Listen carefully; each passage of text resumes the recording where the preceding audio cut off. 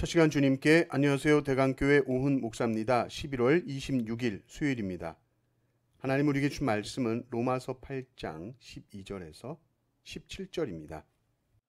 그러므로 형제들아 우리가 빚진 자로 돼 육신에게 져서 육신대로 살 것이 아니니라.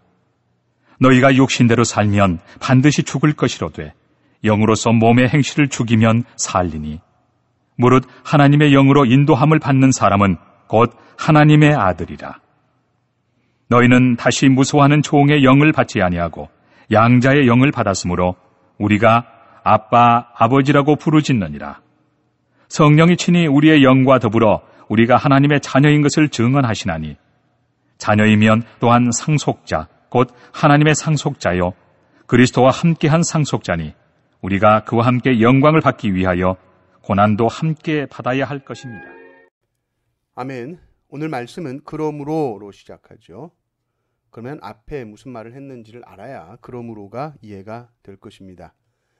로마서 8장 1절에서 11절은 우리는 결코 정죄함이 없다. 왜냐하면 생명의 성령의 법이 죄와 사망의 법에서 우리를 해방했기 때문이다. 확증을 합니다. 그래서 로마서 7장에서 그토록 자신을 짓누르던 이 죄의 법에 대한 이 빚을 다 탕감받은 거죠. 누가 다 갚아버리셨나요? 예수 그리스도께서 십자가로 또 성령으로 갚아버리신 것이죠. 그러면 빚이 다 청산되었으니까 우리는 아무 빚이 없나요? 아니죠. 빚을 갚아주신 분께 우리는 빚을 진 겁니다. 그래서 12절에 우리가 빚진 자로 돼 이렇게 나옵니다. 우리가 이런 놀라운 사랑의 빚을 졌는데 그것도 우리 죄 때문에 예수 그리스도의 핏값이라는 갚을 수도 없는 빚을 졌는데 우리가 육신대로 살면서 죄를 짓는다? 이것은 말도 안 되는 것이죠. 그래서 성도는 영으로서 몸의 행실을 죽입니다. 이게 성화입니다. 13절에 너희가 육신대로 살면 반드시 죽을 것이로되 영으로서 몸의 행실을 죽이면 살리니 영으로서 죽인다. 영은 성령이죠. 죄와 싸우시는 분은 궁극적으로 성령 하나님이십니다. 성령이 계십니다. 그러나 또한 나도 몸의 행실을 죽여야 됩니다. 우리의 의지를 발동해야 됩니다. 성령님이 내가 의지도 없는데 로봇처럼 조종해서 죽이도록 하는 게 아닙니다. 내가 능동적으로 죄를 거부해야 하는 것이죠. 그러면 어떻게 된다? 살리니. 그리고 이 싸움을 우리가 지치지 않고 계속해서 해나갈 수 있는 힘이 어디서 오는가? 그 다음부터 이어지는 14절부터 보면 이 자녀가 된 특권에서 오는 겁니다. 그러니까 말하자면 이런 거죠. 자녀가 아닐 때는 두려움이 있어요. 계약 관계 속에서 계약자처럼 일하는 거죠. 그러나 자녀는 아버지와의 관계 속에서 사랑 속에 있는 겁니다. 그 사랑 관계 속에서 확실한 사랑, 결코 버림받지 않는 놀라운 사랑을 보장받으면서 순종합니다. 14절 보시면 무릇 하나님의 영으로 인도함을 받는 사람은 곧 하나님의 아들이라. 성령의 인도함을 받는 사람이 누구냐? 곧 하나님의 아들이다. 그래서 아들이니까 두려움이 아니라 친밀함으로 아빠 아빠 하면서 따라가는 겁니다. 내 주인님 주인님 하면서 불안해하며 긴장하며 따라가는 것이 아니라 아빠 아빠 부르면서 졸졸 따라가는 겁니다. 주인님의 기준에 못 맞출까봐 떨고 혼날까봐 두려워하는 것이 아니라 사랑하는 아버지 손을 붙잡고 가는 겁니다. 성령님이 우리 안에서 바로 이 두려움을 없애주시는 분이에요.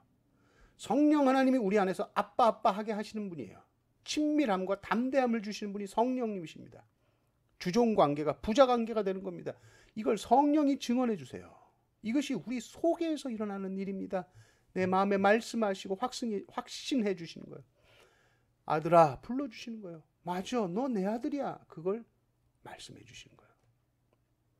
그럼 자녀가 됐다라는 건 뭐냐? 결국 아버지의 재산을 다 상속하는 것이거든요. 이게 엄청나죠. 아니, 그럼 하나님의 재산을 상속하는 거? 하나님의 자녀가 되었기 때문에, 엄청난 로얄 패밀리가 되었기 때문에. 그럼 우리는 도대체 얼마를 상속받는 건가요? 하나님의 것, 하나님의 소유 살펴보셨나요? 땅과 거기에 충만한 것과 세계와 그 가운데 사는 자들이 다 여호와의 것이다. 그래서 온 세상이에요. 온 세상을 상속받는 거예요. 근데 실제 삶 속에서 우리가 뭘 받는가? 사도 바울이 창조주 하나님의 자녀로서, 아들로서, 상속자로서 이 땅에서 뭘 받았습니까? 고난받았거든요. 고난이라는 것이요, 사실 놀라운 겁니다. 고난이라는 것은 하나님의 상속자다, 내가 하나님의 자녀다라는 아주 강력한 증거가 됩니다. 왜냐하면 사도 바울이 고난받을 필요가 있는 사람이었나요? 이 땅에서 편하게 살면 되지, 잘 먹고 잘 살면 되죠. 그렇게 공부 많이 해서 학벌도 좋고 가문 빵빵하고 지체 높은 사도 바울이 왜 고난을 자처하고 고난을 당하느냐?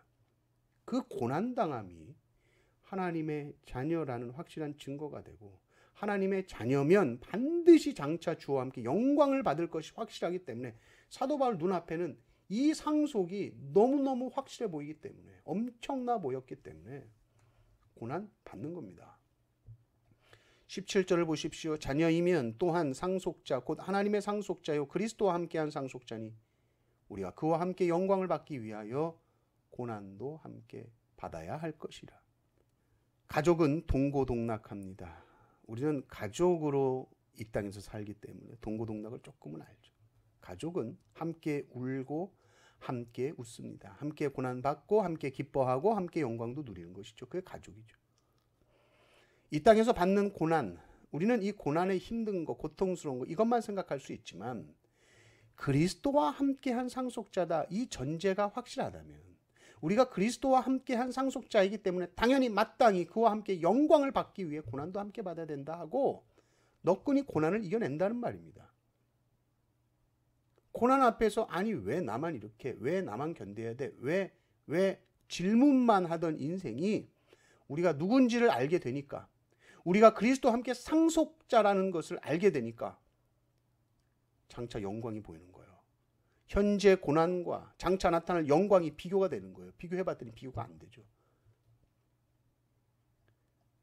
이게 비교가 되기 시작하면요, 오히려 내가 신앙생활 하면서 힘도 하나도 안 들고 고생도 안 하고 오해도 한 번도 안 받고 고난 없이 신앙생활 했다는 것이 자랑이 아니라 주님을 위해 십자가 지고 고난당하는 삶, 이것이 참으로 영광스러운 삶이라는 것을 알게 되는 것입니다.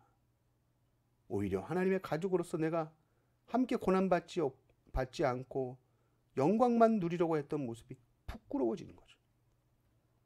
오늘 말씀을 보시면서 하나님께서 우리 아버지 되심에 대하여서 감사하고 이 은혜가 우리의 삶에 충만하게 부어져서 삶의 모든 염려와 두려움이 다 사라지고 우리의 삶에 어떤 고난이나 역경이 찾아온다 할지라도 그리스도와 함께한 상속자다, 이 분명한 정체성을 가지고 항상 승리하시기를 주님의 이름으로 축원합니다.